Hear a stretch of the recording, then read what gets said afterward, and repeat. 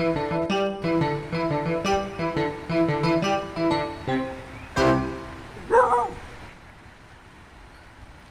again, and welcome to Get Off My Lawn. I'm your host, Tom Curley. This is the show that talks about whatever I want to talk about. Now, this episode, we're going to be talking about reactionaries, and ridiculousness. Let me explain. I used to work for CBS News. I was a director there for over 30 years. Now, I've been retired for about 10 years now, but I used to go back to work every once in a while when they were shorthanded. I worked at the CBS Broadcast Center in New York City. It's a big building, takes up an entire city block. So a few years ago, I went back to work and I noticed this billboard in the lobby. Yeah, we have to point out the obvious these days. But more importantly, here's what I saw as I was leaving the men's room. The men's room. I went to a few other men's rooms. They all had deadbolts on the inside also. Now, this was well over 4 years ago, but I guarantee you those locks are still there today. Because this is the world we live in today. A while back, I read a story about how a mother went into her bathroom and her little preschool daughter was standing on the toilet seat. It was so cute, she took a picture of it. Here it is. Then she asked her daughter why she was doing that. And you know what she said? She said she was practicing because that's what you're supposed to do at school when the shooters come. Yeah. This is the world we live in today. Now, every time there's a mass murder in this country, stocks and gun companies go through the roof. Why?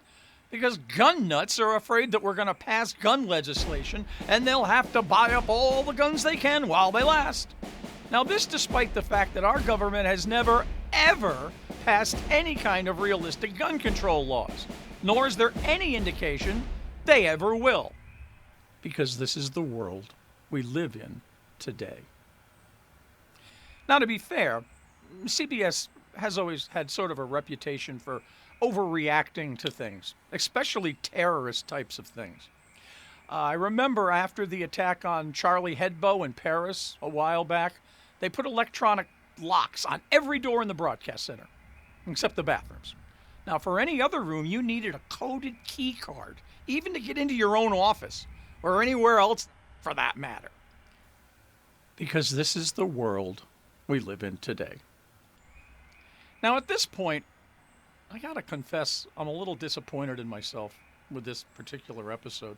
I mean, I usually try to see the humor and the insanity of the world that we live in today, but I'm not coming up with anything this time.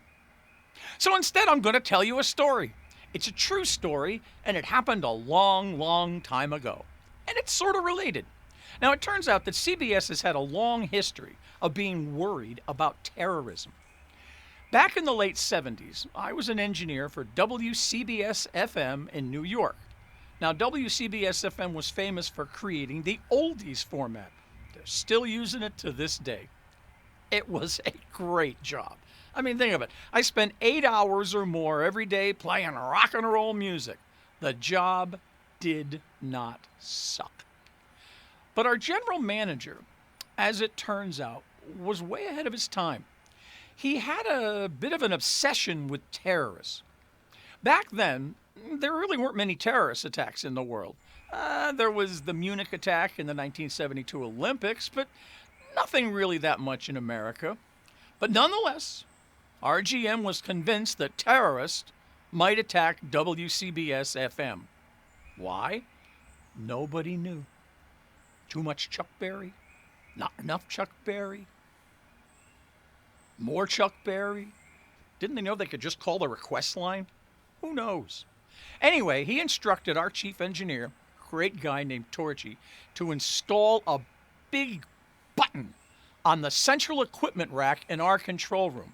If you pushed it, it would shut down the transmitter located on top of the Empire State Building. Now, apparently, the scenario he envisioned was that as the terrorists broke into the control room and shot me in the back, I would reach up with my blood-stained hand, using the last breath I had on Earth, and I would push the button and deny the terrorists any more Chuck Berry. Torchy explained to the GM that this was illegal. Now, back then, you needed what was called an FCC first-class license to operate a transmitter. Not everybody in the control room had one, but the general manager ordered Torchy to do it, so he did it. And there it was, one day, a big button right in the middle of the control room. Now, you got to understand something. I was an engineer. My job was literally pushing buttons. I really wanted to push that button. I really, really wanted to push that button. But of course I couldn't. If I pushed it, I'd take a multi-million-dollar radio station off the air. This would have been frowned upon.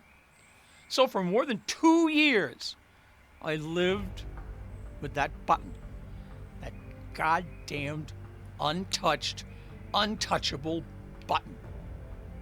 And then one day it happened. It was a Sunday night, around 3 a.m. I was working the overnight shift, which should be obvious in that I was there at 3 a.m. Well, anyway, the private tech phone rang, which was unusual because I was the only technical person there. Hell, I was the only person there. So I answered it. A voice at the other end said he was an engineer on duty over at the transmitter at the Empire State Building. He said, "You guys have a kill switch for that transmitter over there?" I said, "Yes, we do." He said, "Press it." I said, "I couldn't do that. It would take us off the air." He then said, "Oh, for Christ's sakes, just push the friggin' button." There it was. I was going to get to push the button. The forbidden button. The only one I'd never pushed. I relished the moment. I savored it. I reached up and I pushed the button. And the engineer said, "Yeah, I didn't think that thing actually worked." And then he hung up the phone. I was in shock. I went behind the rack and I looked at the back of the button. There were no wires hooked up to it. It did nothing. The next day I told Torchy about what happened. And he said, "I told the general manager it was illegal. He wanted a button, so I gave him a button. I knew nobody would ever touch it." True story. Really happened. Those were the days. No deadbolts on bathroom doors. Little girls didn't stand on toilet seats. And big buttons, which didn't actually do anything, solved all our problems. That was the world we lived in back then. Well, that's all for this episode. Be sure to click, comment, subscribe, tag, poke, prod, punch, shove, tickle, or whatever the hell you're supposed to do on these sites. And be sure to check out my 2 favorite websites, Serendipity, Seeking Intelligent Life on Earth, A Fool's Errand if there ever was one, and Voicescapes Audio Theater, the place to go for the best in audio comedy and drama. I know. I'm in it. So, see you next episode. Now get off my lawn.